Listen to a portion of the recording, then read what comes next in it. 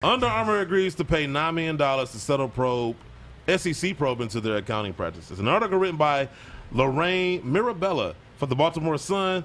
Under Armour will pay $9 million to settle federal regulators' charges that misled investors about its sales growth in 2015 and 2016 to meet analysts' revenue targets. Why does $9 million just seem not enough? I want to know where they got it from, because aren't they broke? Bro. That's a lot of money. Bro, you gotta understand, they broke is not having as much money as we think we should. I was gonna say, they still rich. That's that broke. Rich people broke is like what we make. No, even more than that. Anyway, the U.S. Securities and Exchange. I didn't know we were on the same level. No, we're not. The U.S. peasants on the U.S. arrogance. I was trying to make you feel good for a hot second, but arrogance. The U.S. Securities and Exchange Commission found that for 6 consecutive quarters, beginning in the third quarter of 2015, Under Armour pulled forward a total of $408 million in existing product orders that customers, such as retailers, had requested be shipped in future quarters. The S.E.C. order said Under Armour attributed its revenue growth during those quarters to factors such as growth in training, running, golf, and basketball, without disclosing the pull-forward practices. So when they say pull-forward, basically it was taking future revenue and attributing it to their current revenue to make it seem like they were growing more than they were to, appease their investors and shareholders and things like that. So increasing reliance on these practices raised uncertainty as to whether the company would meet sales goals for future quarters. The S.E.C's order found that Under Armour violated anti-fraud provisions in the Securities Act of 1933, as well as some reporting provisions of the federal securities law. This is how it all played out. By the second half of 2015, Under Armour's internal revenue and revenue growth forecasts for the third and fourth quarters of 2015 began to indicate shortfalls from analysts' revenue estimates. For example, Under Armour was not meeting internal sales projections for North America, and warm winter weather was hurting sales of the higher-priced cold weather apparel. So it was warm weather, so that means less people are buying winter shit because it's nice outside, right? Mm-hmm. The brand also would have had its streak of better than 20% revenue growth in the fourth quarter of 2015 and the third quarter of 2016. Concerned about the possible negative impact on the stock price that could result from missing these estimates, Under Armour sought to accelerate or pull forward existing orders to close the gap between its forecast and analyst estimates. Under Armour typically asks customers to accept shipment of certain products in the current quarter that they had already ordered for delivery of the next quarter, sometimes offering discounts or extended payment terms. So basically trying to work with them, once again, work with us to get this money now. What's the my man say? What's the dude from Popeye? I kindly pay you $1 tomorrow for a hamburger today.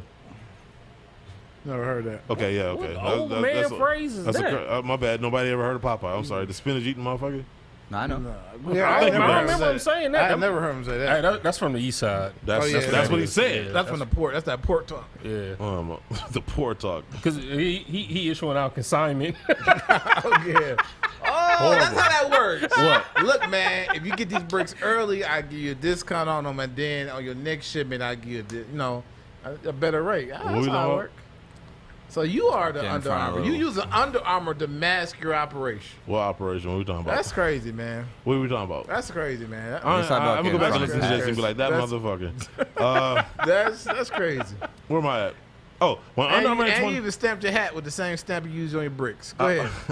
Go ahead. Okay, so we back to the drug thing. When Under Armour in 2017, trailblazing the narcotics unit. But go ahead. When Under Armour in 2017 that they had missed analyst revenue estimates for the fourth quarter of 2015 and full year 2016, the stock price dropped by approximately 23%, which is a pretty substantial amount. Under Armour's year-over-year growth rate for each quarter has remained in single digits or negative ever since.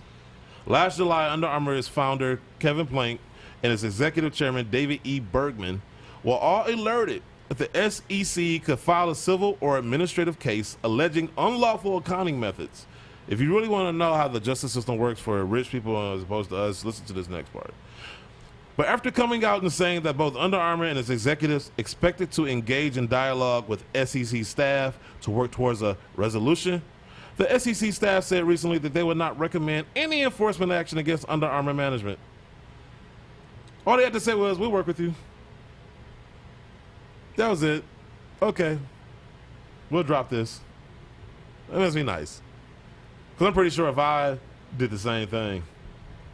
You mean you're pretty sure if we did the same thing? Because remember, you on that higher tax bracket. I'm not even sure. I'm not on that tax bracket. I mean, I'm higher than you, but not on that. You terrible, see. You an asshole. You terrible. Well, he's a kingpin. So, including, let's see where we at. I'm happy you actually pay your taxes, though. You know, most of y'all do tax evasion. And you give away turkeys. Nino Brown. Under the settlement, Under Armour will pay a civil penalty of $9 million and has agreed to other non-monetary terms, including avoiding further violations. Kurt, what? Okay. Kurt Gottschall, a director of the S.E.C's Denver regional office, said that when public companies describe how they achieve financial results, they must not mistake any information that is material to investors. Under Armour created a misleading picture of the drivers of its financial results and concealed known uncertainties concerning its business. Under Armour neither admitted nor denied the S.E.C's charges and said in a statement that settlement resolves all outstanding S.E.C claims. So once again, if you're rich, you get to just buy your way out of problems. So